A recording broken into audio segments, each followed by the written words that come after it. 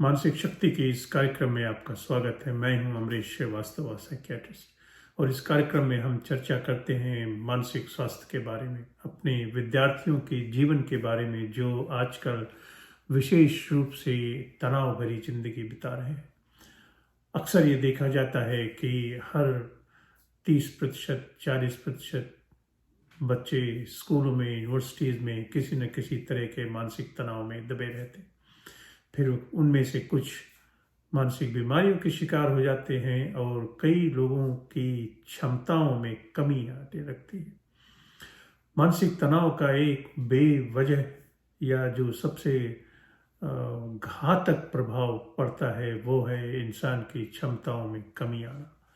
उसकी प्रत्येक मनोवैज्ञानिक, सामाजिक जो शक्तियां हैं वो क्षीण होने लगती हैं। उन पर मानसिक तनाव बुरी तरह से छाता है और नकारात्मक प्रभाव डालता है।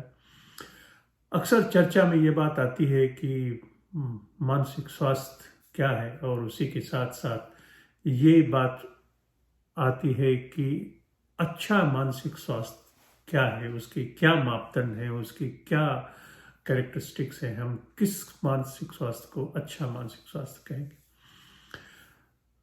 तो इसे समझने के लिए ये जानना आवश्यक है कि मानसिक स्वास्थ्य कोई ठोस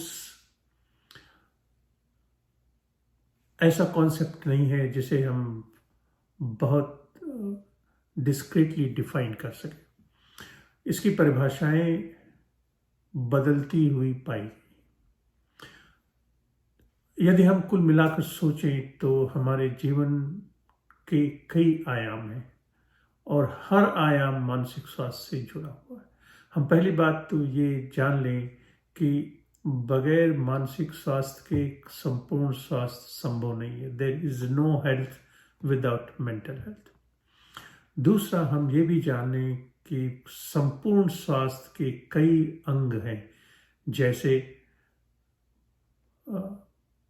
भौतिक स्वास्थ्य या साधारण स्वास्थ्य हम कहते हैं, या शारीरिक स्वास्थ्य कह सकते हैं, मनोवैज्ञानिक स्वास्थ्य, सामाजिक स्वास्थ्य, आध्यात्मिक स्वास्थ्य। इसी तरह हमारे वातावरण की में होने वाली घटनाएं, हमारे चारों तरफ जो लोग हैं, जो पेड़ पौधे, पक्षी, पशु, हवा, पानी, जो कुछ भी हमारे आसपास है वो हमारे स्वास्थ्य का निर्धारक है। इसलिए ये सभी मानसिक स्वास्थ्य के भी निर्धारक हो जाते हैं। तो अच्छा मानसिक स्वास्थ्य प्राप्त करने के लिए ये आवश्यक है कि हमारा शारीरिक स्वास्थ्य अच्छा हो, हमारा मनोवैज्ञानिक स्वास्थ्य अच्छा हो, हमारा सामाजिक स्वास्थ्य अच्छा हो और हमारी आध्यात्मिक बुद्धि भी ठीक हो और वातावरण के साथ हमारा संबंध एकदम स्वस्थ रहे। यानी हम एक दूसरे से कैसे व्यवहार करते हैं, हमारी what is our capacity for interpersonal relationship, that is one of the determinant of good mental health.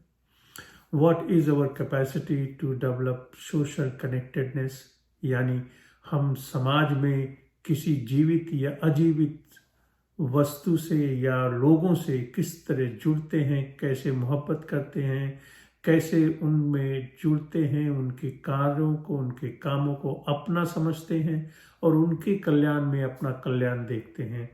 यह जो कॉन्सेप्ट है, यही मानसिक स्वास्थ्य का सबसे सुंदर कॉन्सेप्ट है। इसी के साथ साथ हमें मानसिक शक्ति की कल्पना पाई गई है।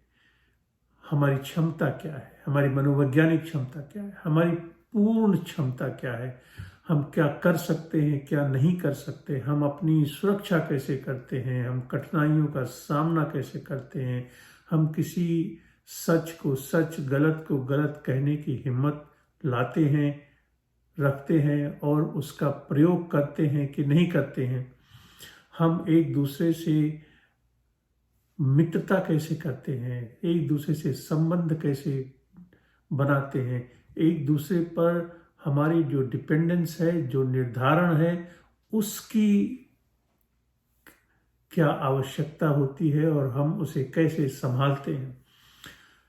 कुल मिलाकर हमारे साथ जो संबंध है या हमारे आत्मिक शक्तियों से जो संबंध है और हमारा दूसरों के साथ क्या संबंध है, ये भी मानसिक स्वास्थ्य को निर्धारित करता है।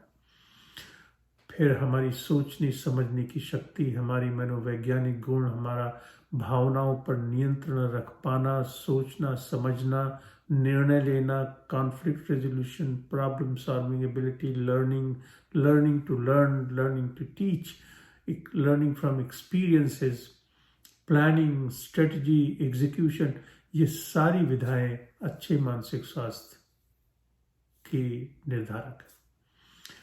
और अंत में बीमारियों का ना होना ही स्वास्थ्य की परिभाषा नहीं है। बीमारियों का ना होना सिर्फ एक मापदंड है, उसके साथ साथ एक सुंदर कल्याण की परिस्थिति होनी चाहिए, तब जाकर अच्छे मानसिक स्वास्थ्य का निर्माण होता है। तो कुल मिलाकर हम ये अगर कहें तो हमारी क्षमता, हमारा स्वास्थ्य और हमारी मानसिक शक्ति, ये 3 बातें हैं जो अत्यंत आवश्यक है। और चौथी बात है संबंध की शक्ति, हम लोगों से संबंध कैसे बना सकते हैं। और इसी के साथ साथ सबसे आवश्यक है हमारी our capacity to judge ourselves, how to identify whether we are passing through a period of risk or not passing through a period of risk।